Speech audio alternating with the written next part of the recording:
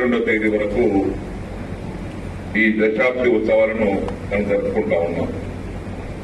అందులో భాగంగా నిన్న మహిళా దినోత్సవం జరుపుకున్నాం వన్నెలో.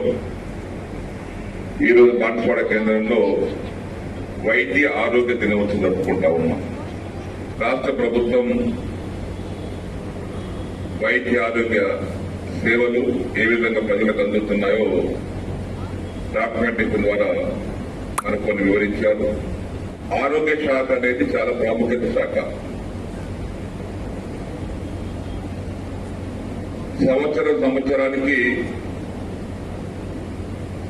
పేషెంట్ల సంఖ్య పెరుగుతా ఉంది. సంవత్సరానికి ప్రైవేట్ ఆసుపత్రుల సంఖ్య రెట్టింపు, మూడింతలు, నాలుగంతలు అవుతా ఉన్నాయి. హైదరాబాద్ నగరంలో ఉన్నటువంటి దవాఖానలు కిమ్స్ కావచ్చు, యశోద కావచ్చు, కేర్ ఆసుపత్రి కావచ్చు,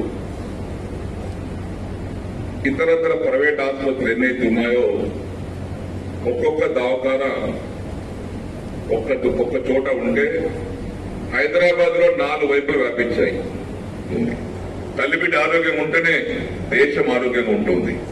కాబట్టి ఈ రోజు తల్లిబిడ్డను ఆరోగ్యం ఉంచడానికి కోసమే ఈ న్యూట్రిషన్ కిట్ ఇవ్వడం జరుగుతూ ఉంది.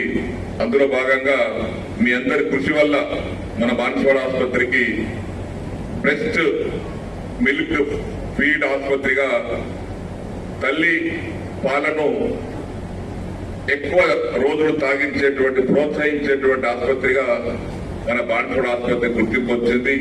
ఆ పేరు వచ్చిందంటే పోచారం శ్రీనివాసరావు వల్ల కాదు, అది కేవలం డాక్టర్స్ వల్ల, స్టాఫ్ నర్సుల వల్ల, సిబ్బంది వల్లనే